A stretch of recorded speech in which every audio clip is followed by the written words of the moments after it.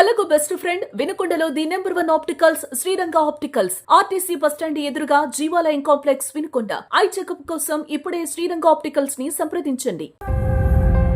అమ్ముకుని పెట్టుకొని పోసుకున్నంత ఓపిక నాకు లేదు సార్. బాలింత నేను ఎటు పోలేను. ఫస్ట్ కేజీ బియ్యం లేకుండా వాడు మమ్మల్ని రోడ్డు మీద పడేసిండు. వెళ్ళి అడుగుతేవో వాళ్ళ అన్నోళ్ళు కానీ తమ్ముళ్ళు కానీ బూత్ మాటలు తిడుతురు. పాప ఇప్పుడు వేరే మ్యారేజ్ చేసుకోవడానికి ఆ పాప అడ్డుందని చెప్పి చంపుతా అన్నాడు, అమ్ముకుంటా అన్నాడు. ఇప్పుడు నా పాపకు బాగాలేదు సార్. వద్దమ్మా వద్దమ్మా అని చెప్పినామా మాట కూడా నేను వినిపించుకోలే. బంగారులా ఉండేటోళ్ళ పిల్లలు నా పొట్టకేంది. నేనంత అసలు చక్కగా రోడ్డు మీద పోతుంటే నా మీద ఏడి చచ్చేటోళ్ళు సార్. అలా ఉండేదాన్ని నేను. కనీసం ఒకళ్ళ ఇళ్ళకి పోయేదాన్ని కూడా కాదు నేను. ఇప్పుడు ఒకళ్ళ ఇళ్ళకి అక్కడ పెట్టించుకొని తింటున్నాను నేను అన్నం. పిల్ల అమ్మోడి డబ్బులు కూడా తిన్నాడు సార్. 26,000 పిల్లలకి బర్త్డే కూడా నా ఫోన్ నుంచి కొట్టుకున్నా. ఫోన్ పే ఆకులతో సహా చెప్పా నమ్మకంగా. నా అమ్మ కూడా ఏటిపోతాలే అన్నట్టు చెబితే ఫోన్ పే డబ్బులు బర్త్డే లేదు, డబ్బులు అమ్మటే కొట్టుకున్నా అతని చెల్లికి.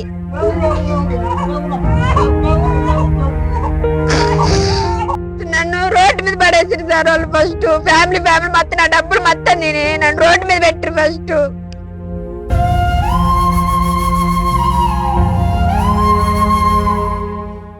నా పేరు అలివేలు. నేను ఫస్ట్ నాకు మ్యారేజ్ అయింది. ఒక అమ్మాయి ఒక అబ్బాయి. విడాకులు తీసుకొని మా ఆయనతో నేను సపరేట్ గా ఒక్కదాన్ని ఉంటుంటే పోట్లూరు చెందిన వ్యక్తి పెళ్లి చేసుకొని ఒక పాపను గాని ఇప్పుడు నాకు ఆ పాప వద్దని చెప్పి వాళ్ళ అమ్మ వాళ్ళ మాటలని వెళ్ళిపోయిండు. నా దగ్గర ఉన్న సొమ్ములు ఆస్తులు అన్ని తాకట్లు పెట్టించుకొని ఫైనాన్స్ వాళ్ళ కాడ ఇన్ పాకెట్ అవి ఇవి అని చెప్పి చాలా అప్పులు చేసి వాళ్ళ అమ్మ వాళ్ళ ఇంటికి వెళ్ళిపోయిండు వేరే పెళ్లి చేసుకుంటాని. నాకంటూ తినడానికి ఎటువంటి ఆధారం లేదు. మా అమ్మ మా నాన్న ఇద్దరు చనిపోయారు. పాప ఇప్పుడు వేరే మ్యారేజ్ చేసుకోవడానికి ఆ పాప అడ్డుందని చెప్పి చంపుతా అన్నాడు, అమ్ముకుంటా అన్నాడు. ఇప్పుడు నా పాపకు బాగాలేదు సార్. ఆ పిల్లకి విజయవాడ వెళ్ళి స్కానింగ్ తీపించుకోమంటారు. ఆ పిల్ల చూపించుకోవడానికి కూడా నా కాడ 1 రూపాయి పిల్ల కూడా లేదు. వాళ్ళు వీళ్ళు పెడుతుంటే మేము తింటున్నాం అన్నం. నాకు ఆట ఆపరేషన్ చేపించిన కొడుకు ఉన్నాడు. వాడికి పెట్టుకోవాలా పిల్లలకి పెట్టుకోవాలా కూడా నాకు అర్థం కావట్లేదు. అన్నం కూరలు అంటే ఎవరో ఒకరు పెడతారు సార్. కనీసం మాకు కేజీ బియ్యం లేవు సార్. ఇంట్లో తినటానికి కూడా లేదు సార్. ఏ సాయం చేసేటోళ్ళు కూడా ఎవరు లేరు. వాళ్ళు వీళ్ళు పెడుతుంటే తింటున్నాం మేము. నాకంటే ఎటువంటి ఆధారం లేదు. ఆ పిల్లలు పెట్టుకొని నేను చూసుకోలేదు సార్. పోలీసు వాళ్ళ కాడికి వెళ్తే మా అమ్మాయి పుట్టిన 3వ రోజు కాడి నుంచి పోలీసుల కాడికి 3 నెలలు బట్టి తిరుగుతూనే ఉన్నా. 3 నెలలు బట్టి ఎటువంటి రెస్పాండ్ లేదు. నేను రాను ఏం చేసుకుంటా చేసుకో, కేసు అయితే కొట్టేసిరు, నాకు సంబంధం లేదు, ఆ బెడ్ ఎవరు నా తెలియదు, నువ్వెవరు నా తెలియదు అని చెప్పి ఇప్పుడు వ్యతిరేకంగా మాట్లాడుతుండు. చుట్టుపక్కల అప్పులు ఇప్పుడు ఇళ్ల మీదకి వచ్చి ఇంటికల్లా కూడా ఇంటికి తాళం వేసుకుంటాడు. 2 నెలల కానీ అద్దె కట్టలేదు, ఇంటికి తాళం వేసుకుంటాడు. నా పిల్లలకి పెట్టుకోలేకపోతున్నా. ముగ్గురిని పెట్టుకొని ఉదయం సాయంత్రం ఏడ్చుకుంటూ తిరుగుతున్నా సార్. నన్ను అసలు ఎవరు పట్టించుకోవట్లేదు. ఫస్ట్ నా వాళ్ళ కాడికంటూ చోట్లేదు వెళ్ళడానికి. మీరేదో దారి చూపించండి సార్. చనిపోయారు సార్. మా అమ్మమ్మ నన్ను చనిపోయారు. మాది వినుకొండే. ఆర్య. పాప బత్తిలి ఆర్య. పోట్లూరు. నేను బేరానికి వెళ్తా సార్. స్టీల్ గిన్నె వ్యాపారం వేసుకొని బేరానికి వెళ్తా. బేరానికి వెళ్ళేటప్పుడు నువ్వు నాకు నచ్చిన పెళ్లి చేసుకుంటానంటే నేను నా జరిగింది చెప్పేసి నేను ఫస్ట్ విడాకులేనే నాకు ఒక బిడ్డ ఒక పాప ఉన్నాడు, వాళ్ళని పట్టుకొని బతుకుతున్నానంటే నేను నీ కొడుకుని నీ కూతురు కూడా చూసుకుంటా అని చెప్పి ఇక్కడే మా ఇంట్లోనే పెళ్లి చేసుకొని ఒకళ్ళ ముందు పెళ్లి చేసుకొని ఒక పాప కన్నాక నాకొద్దు, నాకు అసలు అవసరం లేదు, నేను వేరే పెళ్లి చేసుకుంటాని చెప్పి వాళ్ళ అమ్మోళ్ళ కాడికి వెళ్ళిపోయిండు. 3 నెలలు బట్టి కేసులు పెట్టి తిరుగుతున్నా కూడా జరగట్లేదు అసలుకి. చెప్పాను సార్. నరసరావుపేటకు కూడా 3 నెలలు బట్టి తిరుగుతూనే ఉండు సార్. నేను 3 నెలలు బట్టి ఆ పిల్లలు పెట్టుకొని ఒక్కదాన్ని వీళ్ళు పెట్టి అన్నం వాళ్ళు పెట్టి అన్నం తినుకోట నేను నరసరావుపేటకి ఎనకొండకు తిరుగుతూనే ఉండు సార్. ఎవ్వరు పట్టించుకోవట్లేదు. ఫస్ట్ చూద్దామని అంటూరు. ఆడికి వెళ్ళిన తర్వాత పిటిషన్ కూడా రానియట్లేదు చేద్దాకా. ఆ పాపకి ఏమో బాగలేదు. నైట్ 12 గంటలప్పుడు ఉరికింది సార్ నేను హాస్పిటల్కి. 12 గంటలప్పుడు ఉరికి ఆ పిల్లని పెట్టుకొని ఏం చేసుకోలేక ఏం పెట్టుకోలేక నా బాధ ఎవరికి చెప్పుకోలేక ఆ పిల్లని వాళ్ళ తండ్రి ఉంటే చూసుకోగలుగుతాడు సార్. వాళ్ళ అమ్మని పిలిపించి మాట్లాడమన్నా కూడా టేసీలు అసలు పిలిపించి మాట్లాడారు. పట్టించుకోవట్లేదు కూడా ఫస్ట్ మమ్మల్ని. మా మామ లేవుడు మా అత్త ఉంది. పోట్లూరు వాళ్ళది తెలుసు. పోట్లూరు మాలపల్లె పోట్లూరు. మాది చిన్న కులం అని చెప్పి వాళ్ళ పెద్ద కులం అని చెప్పి మాట్లాడుకోండి బిడ్డ తండ్రి ఎట్ట చేసుకున్నవారు అని చెప్పి వాళ్ళ అమ్మోళ్ళు పంపించేసిరు. పోయి అడుగుతుంటే మా మరిది చూసి మా అన్న లేడు కదా, నువ్వు వచ్చి నా కాడ పడుకో, ఆ ఇల్లు రాసిస్తా ఈడే ఉంది అని చెప్పి వాళ్ళ తమ్ముడు వాళ్ళన్నేమో ఎట్టంటే అట్ట మాట్లాడుతుండు బూతు మాటలు. నువ్వు అట్ట తిరిగిందాని ఇట్ట తిరిగిందాని అని చెప్పి నా అన్ని అయిపు కొట్టి నా సొమ్ములు కానించి పెట్టిన కానించి అన్ని తినేసి వాళ్ళు నన్ను రోడ్ల మీద పడేసిరు. ఫస్ట్ అప్పులు పాలు చేసిరు నన్ను. కనీసం తింటా అనుకోలేదు. నా ఇంట్లో పిల్లలు పెట్టుకొని అట్ట చేయాలో నాకే అర్థం కావట్లే. 85 తులాలు ఎండి, 85 తులాలు ఎండి, చెవు జూకాలు, నరమాటిలు, మా అమ్మాయి చెవులీలు, మా ఊడు బ్రాస్లైట్ అన్ని తాకట్లు పెట్టించావు. నా సొమ్ము తాకట్టు పెట్టి వాళ్ళ అమ్మకి బాలేదనేసరికి వాళ్ళ అమ్మకి ఇచ్చి పంపించా. మళ్ళీ చెయ్యిర కొట్టుకుని ఇంట్లో గోడకు పెట్టి గుద్దుకొని చెయ్యిర కొట్టుకొని ఫైనాన్స్ వాళ్ళ కాడ 30,000 తీసుకుండు. ఇంకో ఫైనాన్స్ ఆయన కాడ 20,000 తీసుకుండు. నేను కడతాను ఆ ప్రూఫ్లు అన్ని ఉన్నాయి. ఫైనాన్స్ వాళ్ళ కాడ తీసుకున్నాయి. అతను తీసుకోవడం, నా పేరు చెప్పడం, నా సెల్లో ఎవరైనా ఒక 100 కొడదామన్నా ఇన్ పాకెట్ తీసుకుండు.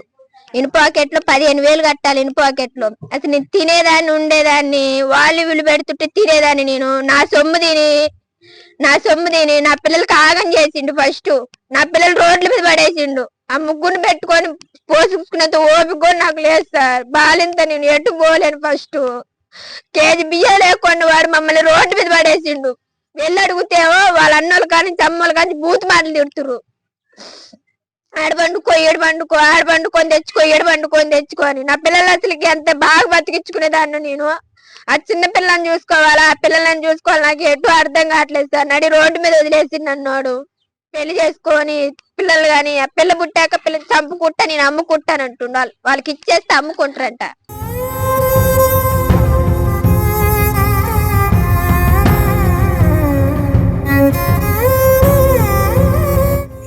దారానికి వెళ్తుంటే రోడ్డు మీద నేను లవ్ చేస్తున్నా అన్నాడు సార్. లవ్ లేదేం లేదు, పెళ్లి చేసుకో, నా ఫస్ట్ కూడా ఆకులైనా ఒక అబ్బాయి ఒక పాప ఉందని కూడా చెప్పిన. వాళ్ళ పిల్లలే నా పిల్లలని చూసుకుంటా అని చెప్పి ఇష్టపడే వాళ్ళ అమ్మల కాంచి అసలు వచ్చేసింది మా ఇంటి కాడికి. ఈడే ఉన్నాడు, 1.5 సంవత్సరం నుంచి ఇక్కడే ఉన్నాడు. ఇక్కడే కాపురం ఇక్కడే ఉన్నాడు. బండికి వెళ్తాడు, వస్తాడు, ఉంటాడు.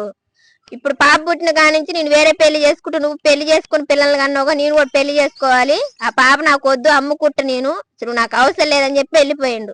వెళ్ళి అడుగుతుంటే ఏ సమాధానం చెప్పట్లేదు ఎవరు. మా పెళ్లి చేసిన వాళ్ళు పెద్దలు మేం చేసుకోలేదు సార్. కాకపోతే ఇంటికి అలా ఉంది, ఆమె అయితే లేదు ప్రస్తుతానికి. ఇక్కడ వేరే ఊరు వెళ్ళిపోయింది. ఇంట్లోనే ఫొటోస్ ఉన్నాయి సార్. మామూలుగా దిగిన ఫోటోలు అవన్నీ ఉన్నాయి. అన్ని డిలీట్ చేసిండు సార్ నా ఫోన్ లో నుంచి. ఫోన్ కూడా పగల కొట్టిండు. నీ ఇందులో ప్రూఫ్లు ఉంటే నన్ను పట్టుకుంటాను అని. తాళి కట్టేటప్పుడు మామూలుగా ఆంటీ తీసిన ఫోటోలు గిటోలు ఉంటే మొత్తం డిలీట్ చేసిండు. డిలీట్ చేసి ఫోన్ పగల కొట్టి వెళ్ళిండు. 2 నెలల దాకా నీ ఫోన్ తెచ్చుకోవాలి షాప్ లో నుంచి. 2 నెలల కాంచి ఆ ఫోన్ షాప్ లోనే ఉంది, బస్ స్టాండ్ షాప్ కాడ ఆడే ఉంది. నేను నిన్న తీసుకొచ్చుకొని ఆ ఫోటోలు గిట్టోలు, నీ సీక్రెట్ లో ఆకులు పెట్టిన ఫోటోలు అవి ఇవి తీసుకున్న తప్పించి నార్మల్ గా తాళి కట్టినాయి అవి కట్టినాయి లేవు, డిలీట్ చేసేసిండు మొత్తం. ఆయన నెల నిండాక ఇప్పుడు నొప్పులు వచ్చే మూమెంట్ లో వెళ్ళిపోయారు హాస్పిటల్కి. వెళ్ళి భర్త ఆయన పెట్టిండు, నా బిడ్డ అని చెప్పి ఆయన పెట్టిండు. తల్లికైనా బిడ్డకైనా జరిగితే నాదే ఆమె, నా పిల్లం, నా కూతురు అని చెప్పి సంతకాలు కూడా పెట్టిండు. Date of birth day Aadhaar కార్డులు ఇచ్చిండు, సంతకాలు పెట్టిండు. వాళ్ళిద్దరికి ఏం జరిగినా నాది పూచి మీదేం లేదు మేడం అని చెప్పి కూడా పెట్టిండు. ప్రతి ఒక్క హాస్పిటల్, తల్లిపిల్ల హాస్పిటల్ చూపించుకున్నాం మెడిసిన్ కి, ఆడ అతని పేరే, అతని సంతకం పెట్టిండు. అన్నిటికీ ఆయనే మొత్తం. ఇప్పుడు నా బిడ్డ కాదంటుండు. ఫస్ట్ గవర్నమెంట్ హాస్పిటల్, అక్కడ కూడా ఆయన సంతకం పెట్టిండు. గవర్నమెంట్ హాస్పిటల్ కూడా ఆయన సంతకం పెట్టిండు.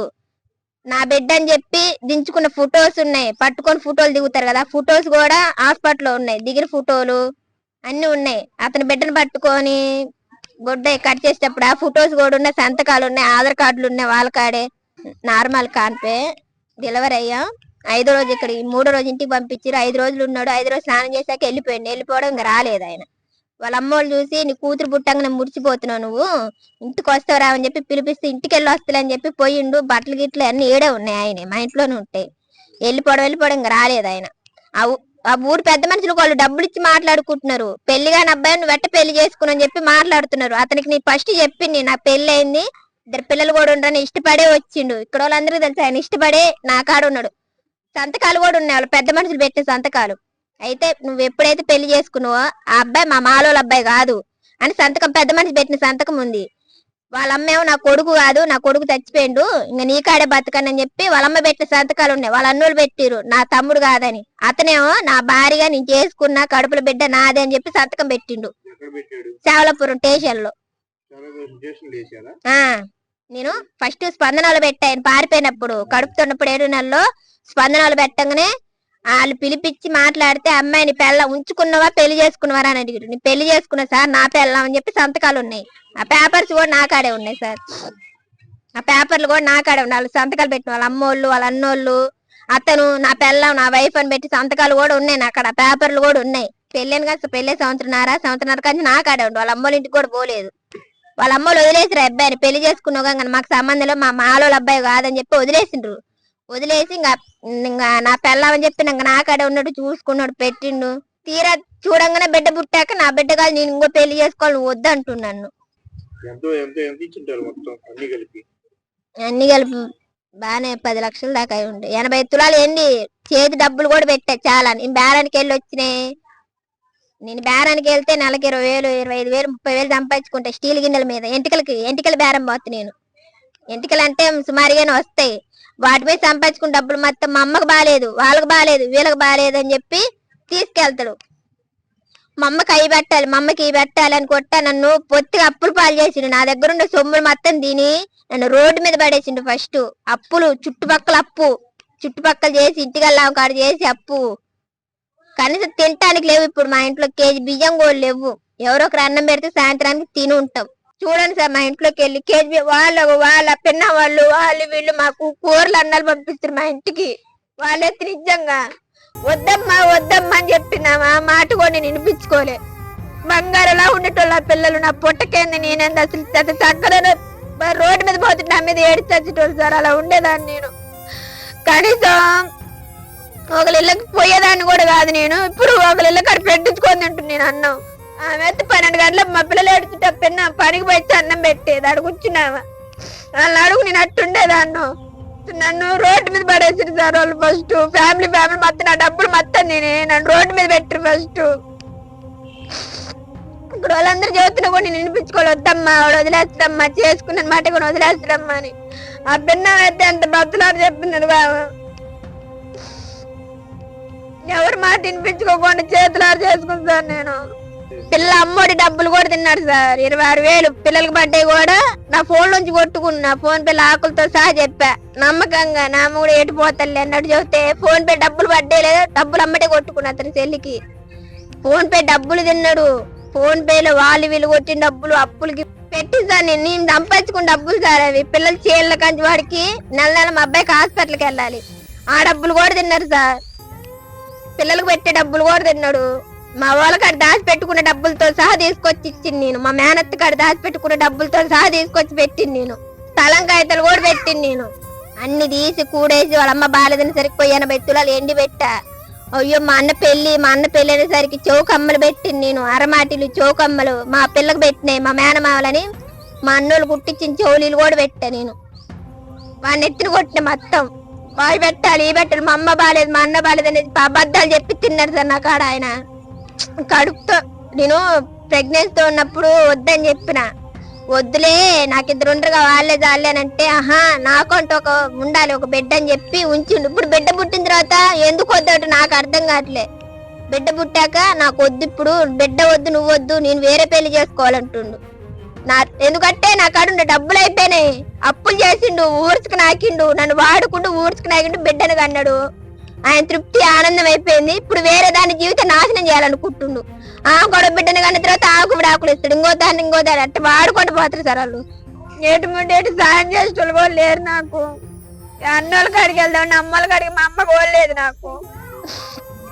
ఇంకా ఈయన మాలో ఆయన చేసుకుని చెప్పి మా కులంలో కూడా రాని ఇప్పుడు వెళ్ళినా కూడా మమ్మల్ని చేసుకున్నాను ఊరుకున్నా. ఓ బిడ్డకి తల్లినైనా ఆయన కాడ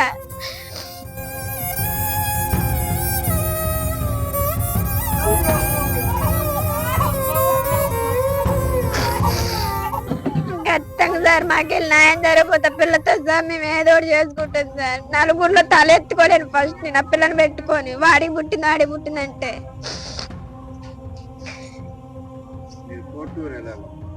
వెళ్ళా సార్. ఉదయలక్ష్మి మేడం చూసి వాళ్ళ ఇంటికాడికి వెళ్ళి కూర్చో పిల్లని పెట్టుకొని అంటే ఆ పిల్లని పెట్టుకొని కూర్చున్నా నేను. ఆయన వచ్చావు ఇక్కడ నుంచి దెబ్బలు తినకుండా వెళ్ళని ఒక ఆయన అంటాడు. వాళ్ళ తమ్ముడేమో ఎట్టంగా మన్నపోయింది కదా, ఆ స్థలం ఇల్లు రాసిస్తా, ఆ ఇంటి ఇల్లు కాగితాలు కూడా రాసిస్తా, నువ్వు ఇక్కడే ఉండు నా కాడ పడుకో ఇంకా అని చెప్పి వాళ్ళ తమ్ముడు. వాళ్ళన్నేమో వాళ్ళ కాడ చేసిన వీళ్ళ కాడ చేసిన మా తమ్ముడిదే నా బిడ్డ అని చెప్పి వాళ్ళన్నా.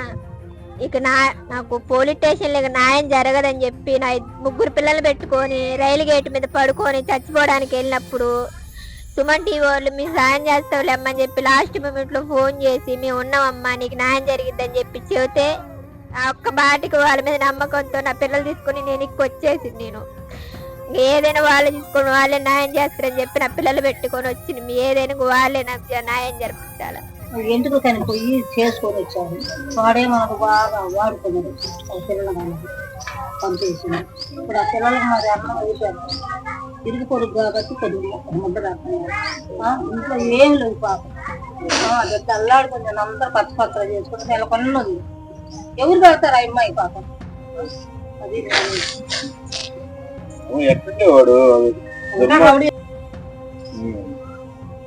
ఏదైనా భర్త కావాలి కదండి.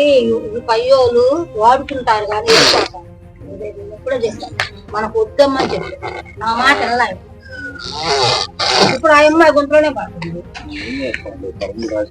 ఏదైనా ఒకళ్ళు చెప్పే 2 రూపాయలు కాదు సార్ అన్ని పెట్టి నేను